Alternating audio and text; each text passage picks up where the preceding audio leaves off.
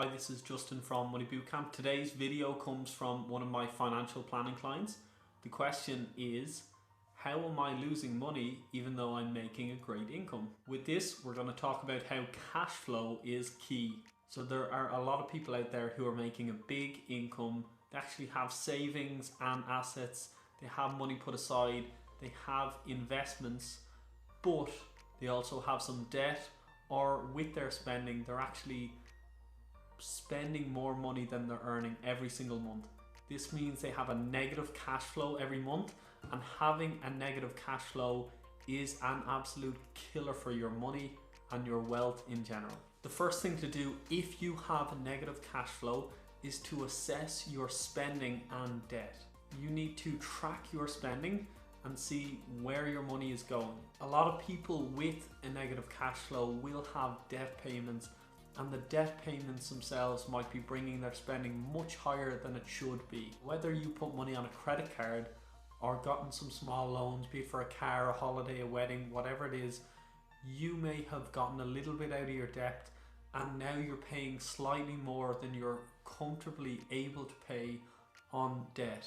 You need to get all of your debts, write them down, see what's a higher percentage rate you're paying on it, see what the terms are and things, and you might be able to actually consolidate and get lower payments by just bringing a few debts together that might be on credit cards and you're paying a higher interest rate, and moving them to a loan that's maybe a slightly longer term or a lower rate, and that will allow you to put your debt into a better position. Whether you do or don't have debt, you should be looking at your spending as well. So a lot of people, even if they're making a great income, can spend themselves into a terrible position. When you look at your spending, you might see some areas immediately that have gotten a bit out of hand, be it some subscriptions you've signed up to, some club memberships you don't use. If you're just getting a bit carried away with social events and you're going out a little bit too much or spending too much when you do go out, then you have some areas immediately that you can pull back on to get your spending in shape. Sometimes when people get into a negative cash flow position, it can be worth really tightening the belt for a while and tightening up your spending in many areas, even going a bit further than you're comfortable with, just so you can pay more off the areas that have been affecting you, if it's debt, or just pulling back on some of that spending that's been driving you over the edge, so you can take control of your money again.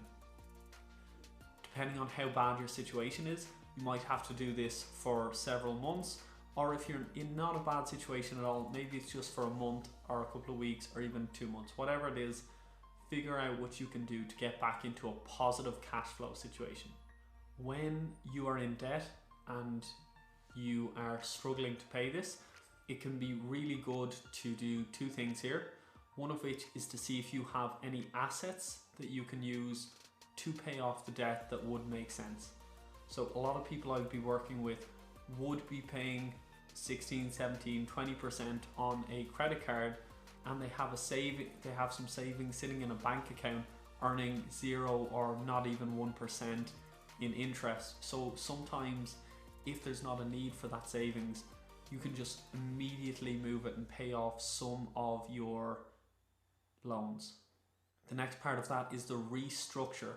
So if you can pay off some or all of your loan, great. But if you're only able to pay off a small amount or you can't pay anything off, you need to look at restructuring to get in a better position. So if you have multiple credit cards, multiple high interest loans, it can be better to put this into one consolidated loan with a lower interest payment. Depending on how bad your situation is, you can add a longer term to make your payments lower initially, so you can get in control of things, and then eventually you can hopefully pay off earlier. Or if you're not in that bad a situation, you can actually just get a shorter term in general. It is normal to have the odd negative cash flow month. There are times in your life where you're going to spend more than you're bringing in, and this is why you have savings. This is why people have credit cards. So if you're going on holiday, if you're buying a car, if you're going to a wedding, or you have some big event in your life, if you're moving house, there are going to be expenses with this where you're going to need to spend more in certain months than you're bringing in. So this is why you really want to have savings put aside. If you can, have some investments in place to prepare for events in advance.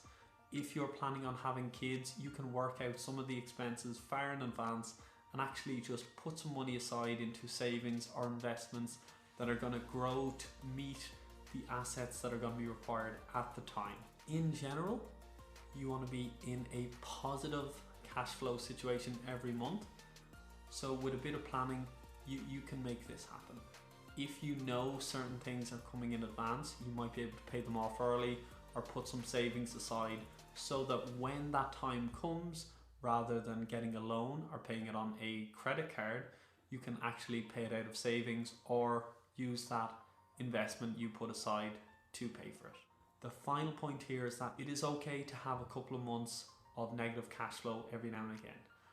If you move house, if you have a wedding, if you have some kids, you are going to have times where you have to spend more just because of the situation in your life. These things happen, it's a normal part of living, but if you allow it to roll over, you can get yourself into a really, really bad situation. So you need to be aware of this. If you can, plan ahead. If you know something is coming up in advance, you should be trying to figure out the cost as much as you can so you can prepare in advance. Don't be one of these people who gets to Christmas every year and has to take out a loan because they did not think to plan ahead. You know Christmas is coming, so think how much it's going to cost you and put the money aside in advance. This has been a Personal Finance Friday question from Money Bootcamp. If you enjoyed this video, please like and share with anyone you think will find it helpful. Send us your personal finance questions and we'll answer it as soon as we can. We do new videos every Friday. Money Bootcamp, learn money, live better.